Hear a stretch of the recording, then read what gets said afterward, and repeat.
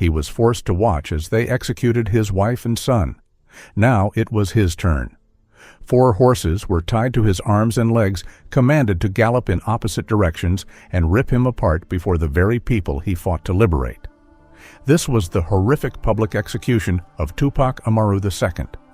But the story of why the Spanish authorities wanted to make such a brutal example of him is even more shocking. This isn't just a story of a failed execution. It's the story of a rebellion that shook an empire, a love that defied colonial rule, and a legacy that refused to die, even when its bearer was torn to pieces. Before he was a symbol, before he was a martyr, he was a man named José Gabriel Condorcanqui. Born around 1738 in the Tinta region of Peru, he was a man of 2 worlds. By blood, he claimed direct lineage from the last Inca emperor, Túpac Amaru I, who the Spanish had publicly executed 2 centuries earlier. This heritage gave him immense status among the indigenous population, who saw in him a living link to their lost glory. He was a curaca, a local leader who acted as a bridge between his people and the colonial administration. But he was also a product of the Spanish world. Educated by Jesuits, he was fluent in Spanish and Quechua, and even read Latin. He was a prosperous merchant and muleteer, managing a train of 350 mules that crisscrossed the Andes. This wasn't the life of an impoverished native. Condorcanqui was an elite, a man of wealth and influence. He wore fine Spanish clothes, was a devout Catholic, and at first, he believed in the system. He believed justice could be found through legal channels. For years, he saw his people suffer under Spanish colonial policy. The Bourbon reforms, a series of new laws from Spain, were tightening the economic screws on the colonies to fund distant European wars. But 2 systems were especially hated. The first was the Repartimiento de Mercancías, a system that forced indigenous communities to buy useless goods from Spanish officials at inflated prices. It was legalized debt slavery. The second, and most brutal, was the mita. This was a forced labor draft the Spanish had twisted from an old Inca tradition into a death sentence. Every year, villages were forced to send a portion of their men to work in the horrific conditions of the silver mines, especially the infamous mountain of Potosí. The work was so grueling and the conditions so toxic with mercury fumes that few who entered the mines ever came out alive. It was a system that ripped families apart and hollowed out entire communities. As a curaca, José Gabriel had to enforce these policies, essentially sending his own people to their deaths. The moral weight was crushing. He traveled for years, from Cuzco to Lima, petitioning the Spanish authorities. He wrote letters, filed legal challenges, and argued passionately for reform. He demanded an end to the mita and relief from the crushing taxes. Every appeal was ignored. Every door was shut. The colonial administration, corrupt and indifferent, offered no help. The system wasn't broken.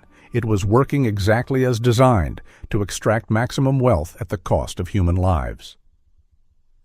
During this time of growing disillusionment, his life was anchored by one person, his wife, Micaela Bastidas. Married in 1760, she was more than just his partner. She was his equal, a brilliant strategist and a fierce revolutionary in her own right. She wasn't merely a follower, she was a driving force behind the coming storm. Micaela saw, perhaps even more clearly than her husband at first, that peaceful petition was a dead end. Together, they had 3 sons, Hipólito, Mariano, and Fernando. They were a family, but they were also the nucleus of a rebellion that would set the Andes ablaze. The man who tried to work within the system was about to decide that the only way to fix it was to burn it to the ground. The breaking point came on November 4th, 1780. The man who once sought legal reform now chose open revolt. His target was Antonio de Arriaga, the notoriously cruel Spanish governor of Tinta. After a banquet they both attended, Condorcanqui's forces captured Arriaga. For 6 days, they held a public trial. Arriaga was found guilty of his abuses and, in a shocking act of defiance, was publicly hanged in the plaza before a crowd that had suffered under his rule for years. In that moment, José Gabriel Condorcanqui ceased to exist. He shed his Spanish name and embraced his heritage, declaring himself Túpac Amaru II, heir to the last Inca emperor. He issued a proclamation, a cry of outrage against colonial abuse, announcing he had acted because the courts had failed him. He called for the abolition of the mita, the repartimiento, and all oppressive taxes. In a radical move, he also declared the end of slavery, hoping to build a broad coalition. He called on everyone born in Peru, indigenous, mixed-race mestizos, and even Creoles of Spanish descent, to join him against their common enemy, the European-born Spanish administrators who exploited them all. The response was immediate and overwhelming. Tens of thousands flocked to his banner, forming a massive, if poorly equipped, army. The rebellion spread like wildfire. As his army marched, they destroyed the hated textile mills, freeing workers who were little more than slaves. Just 2 weeks later, on November 18th, Túpac Amaru II won a stunning military victory at the town of Sangarará. A force of Spanish and Loyalist troops was annihilated, and the rebels captured a huge cache of weapons. The victory sent shockwaves through the colonial establishment. They had never faced an uprising this organized. For a moment, it seemed the Inca Empire might actually be reborn. Cuzco, the ancient Inca capital, was now within his grasp. His wife and chief military strategist, Micaela Bastidas, urged him to march on the city immediately. She knew momentum was everything. But Túpac Amaru II hesitated. He was a devout Catholic, and the battle at Sangarará had ended with the town's church catching fire, killing many who had taken refuge inside. Horrified by the unintentional carnage and hoping to win over more Creole elites, he chose to consolidate his support in the south instead of launching a decisive strike. That hesitation proved fatal. It gave the Spanish time to regroup. The viceroy in Lima dispatched thousands of royalist troops. The Spanish also wielded a powerful spiritual weapon. The Bishop of Cuzco excommunicated Túpac Amaru and Micaela, a devastating blow to their support among the pious Andean population. Priests were ordered to preach against the uprising, turning churches into centers of counter-revolutionary propaganda. By the time Túpac Amaru II finally laid siege to Cuzco in late December 1780, the city was heavily reinforced. His army of tens of thousands couldn't break through. After a nearly 2-week siege, he was forced to retreat. The tide had turned. Creole supporters, frightened by the rebellion's radical violence, abandoned him and rejoined the Loyalist side. The Spanish, led by the ruthless Inspector José Antonio de Areche, launched a relentless counteroffensive. Outnumbered and outgunned, the rebel army was steadily pushed back. On April 6, 1781, betrayed by 2 of his own officers, Túpac Amaru II, Micaela Bastidas, their 2 eldest sons, Hipólito and Mariano, and their top commanders were captured. The Great Rebellion was over, but for its leaders, the greatest horror was yet to come. They were taken in chains to Cuzco, the city they had failed to conquer, to face the vengeance of the Spanish crown. The story of this rebellion is one of incredible bravery against impossible odds. It's also a story that modern audiences have connected with in surprising ways, which we'll get to in a moment. If you're finding this history as compelling as we do, take a moment to subscribe and hit the like button. It helps us bring more of these crucial, often overlooked historical narratives to light. Now, let's return to the grim fate awaiting the captured rebels. May 18th, 1781. The city of Cuzco awoke to a day of orchestrated terror. The Plaza de Armas, the grand central square where Túpac Amaru I was beheaded 2 centuries prior, was prepared for a new spectacle of death. Thousands of soldiers formed a perimeter, holding back a massive crowd gathered to witness the crown's retribution. The Spanish authorities, led by Inspector Areche, intended this to be a lesson, a brutal, unforgettable warning. The condemned were let out. There were 9 of them, including Túpac Amaru II, his wife Micaela, their eldest son Hipólito, his uncle Francisco, and his brother-in-law Antonio.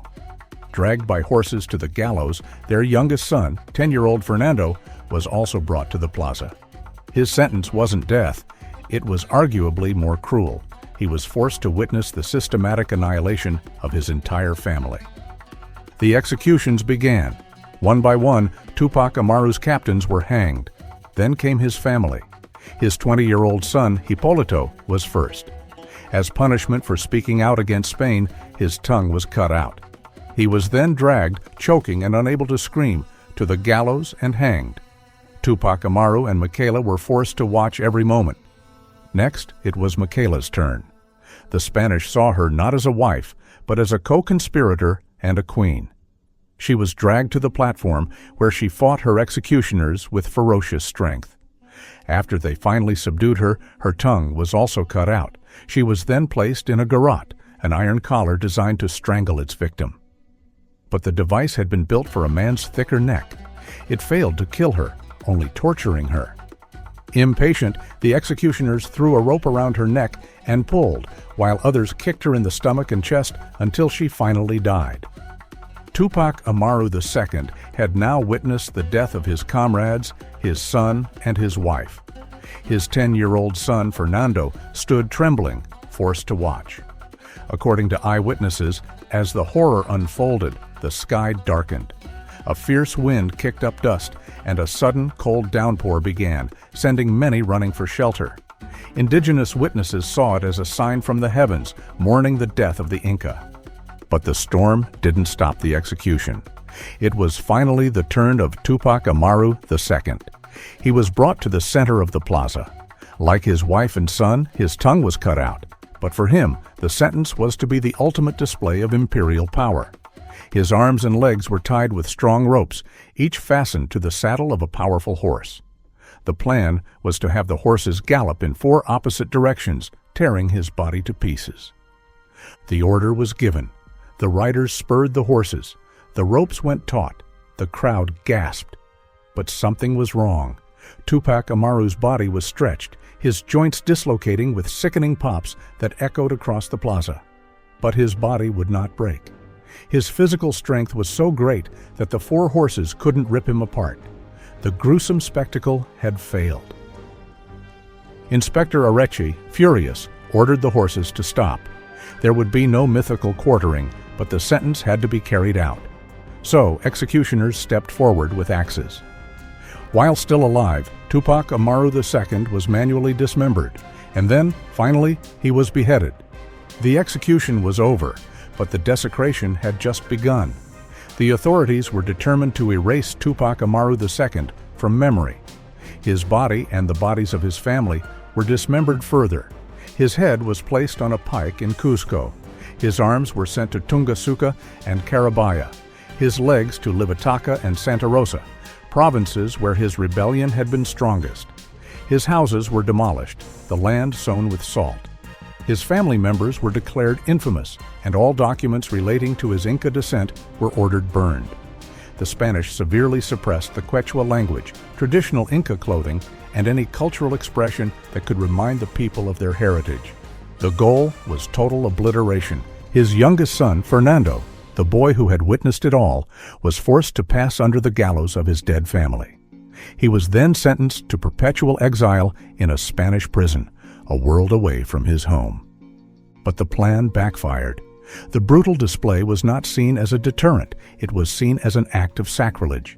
It didn't crush the spirit of rebellion, it ignited it.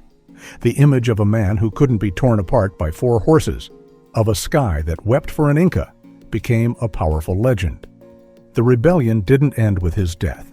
His cousin, Diego Cristobal Túpac Amaru, took up the cause and continued the fight for another 2 years. The conflict grew even more brutal, and before it was over, estimates suggest as many as 100,000 people on both sides had died. Even in defeat, the rebellion achieved some of its goals.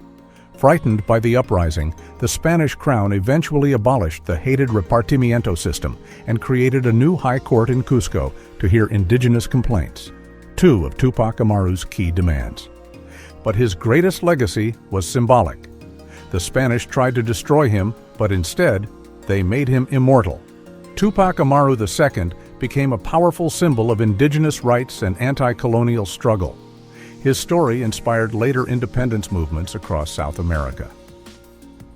In the 20th century, his name was adopted by revolutionary movements from Peru to Uruguay.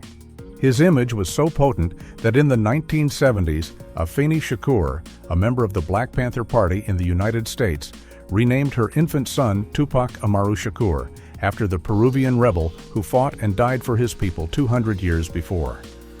The legend of the man who was torn apart had crossed continents and centuries, proving his alleged last words to be prophetic. "I will return, and I will be millions." The execution of Túpac Amaru II was designed by the Spanish Empire to be an ending. They used unimaginable cruelty to show that resistance was futile. They wanted to prove that the people's history was over, and their future belonged to Spain. But what happened in that plaza on May 18, 1781, wasn't an ending. It was a beginning. By turning a man into a martyr, they transformed a failed rebellion into an enduring myth. They tried to dismember his body, but they couldn't dismember his legacy. So the story of Túpac Amaru II makes you wonder, does a brutal public execution really crush a rebellion? Or does it just pour fuel on the fire? Let us know what you think in the comments below. And if you're interested in another story of rebellion against empire, check out our video on the Haitian Revolution. Thanks for watching.